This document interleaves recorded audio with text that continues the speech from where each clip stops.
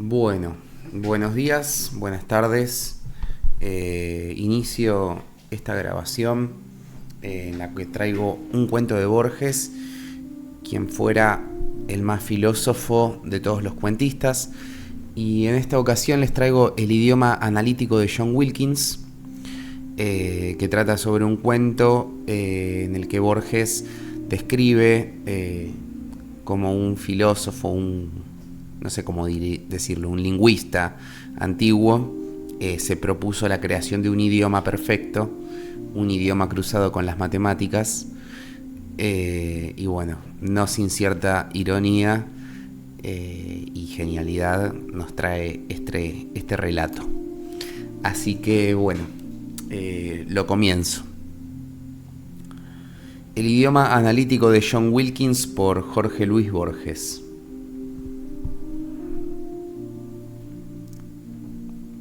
He comprobado que la 14ª edición de la Enciclopedia Británica suprime el artículo sobre John Wilkins. Esa omisión es justa, si recordamos la trivialidad del artículo, 20 renglones de meras circunstancias biográficas. Wilkins nació en 1614, Wilkins murió en 1672, Wilkins fue capellán de Carlos Luis, príncipe italiano, Wilkins fue nombrado rector de uno de los colegios Oxford, Wilkins fue el primer secretario de la Real Sociedad de Londres, etc. Es culpable si consideramos la obra especulativa de Wilkins.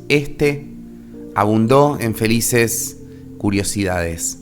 Le interesaron la teología, la criptografía, la música, la fabricación de colmenas transparentes, el curso de un planeta invisible, la posibilidad de un viaje a la luna, la posibilidad y los principios de un lenguaje mundial.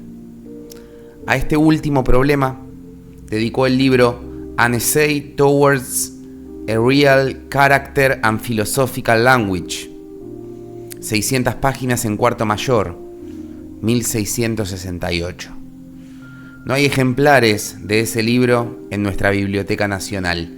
He interrogado para redactar esta nota, The Life and Times of John Wilkins, 1910, de Wright Henderson, el Wörterbuch der Philosophie, de Fritz Manner, Delfos, 1935, Dangerous Thoughts, de Lancelot Houben.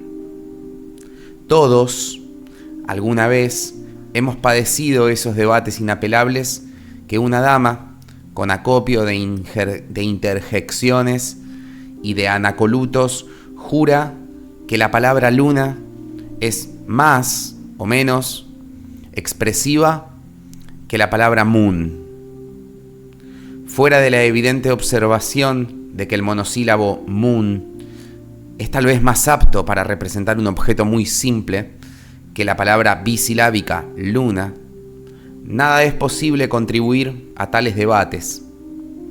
Descontadas las palabras descompuestas y las derivaciones, todos los idiomas del mundo, sin excluir el Volapük, Johann Martin Scheyer y la romántica interlingua de Peano, son igualmente inexpresivos.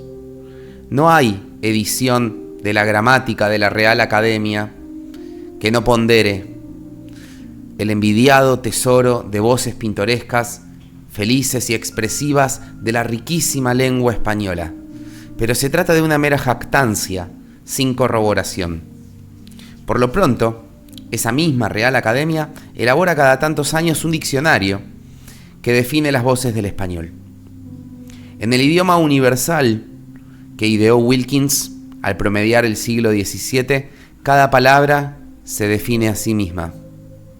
Descartes, en una epístola fechada en el año 1629, ya había anotado que mediante el sistema decimal de numeración podemos aprender en un solo día a nombrar todas las cantidades hasta el infinito y a escribirlas en un idioma nuevo que es el de los guarismos. También había propuesto la formación de un idioma análogo general, que organizara y abarcara todos los pensamientos humanos. John Wilkins, hacia 1664, acometió esa empresa. Dividió el universo en 40 categorías o géneros subdivisibles, luego en diferencias subdivisibles a su vez en especies. Asignó a cada género sin monosílabo de dos letras, a cada diferencia una consonante, a cada especie una vocal. Por ejemplo, de quiere decir elemento, de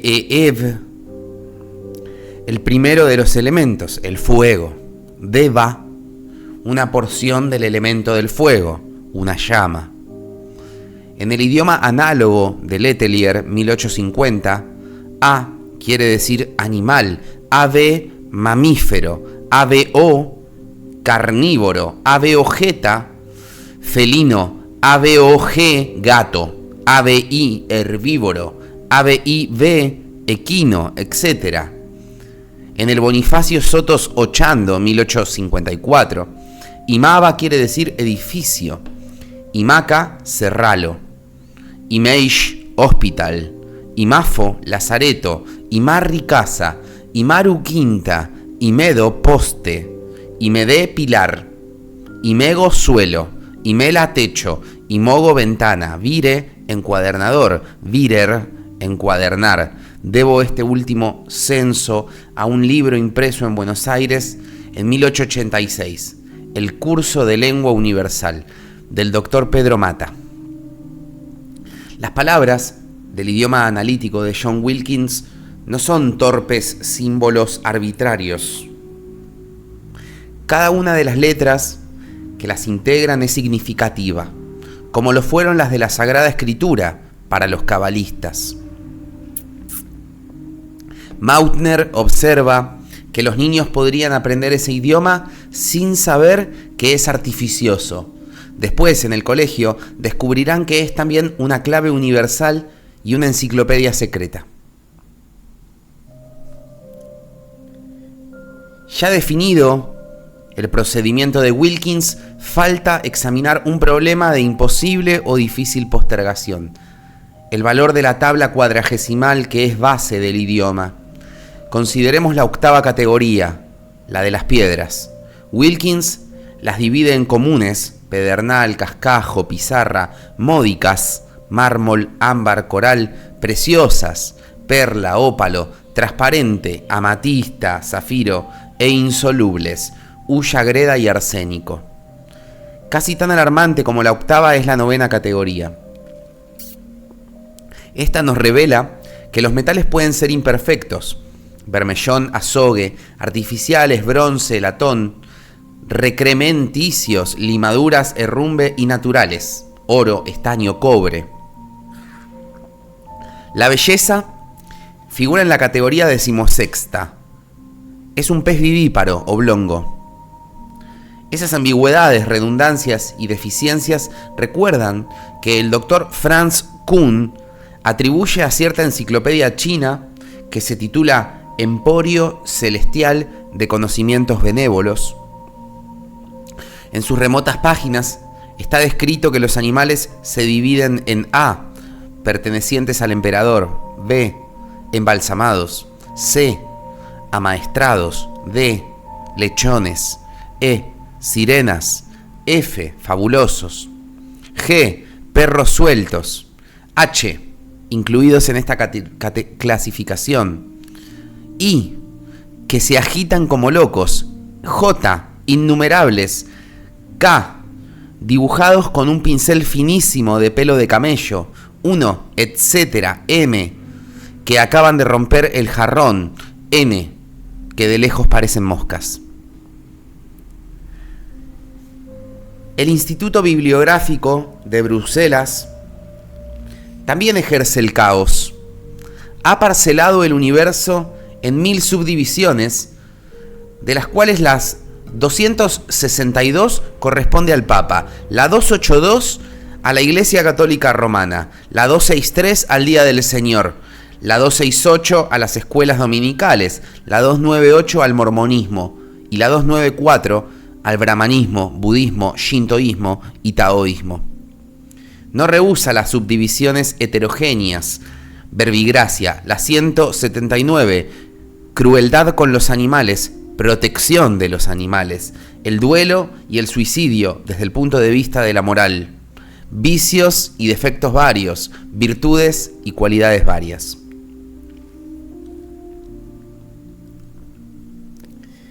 He registrado las arbitrariedades de Wilkins, el desconocido, o apócrifo, del desconocido o apócrifo enciclopedista chino y del Instituto Bibliográfico de Bruselas. Notoriamente no hay clasificación del universo que no sea arbitraria y conjetural.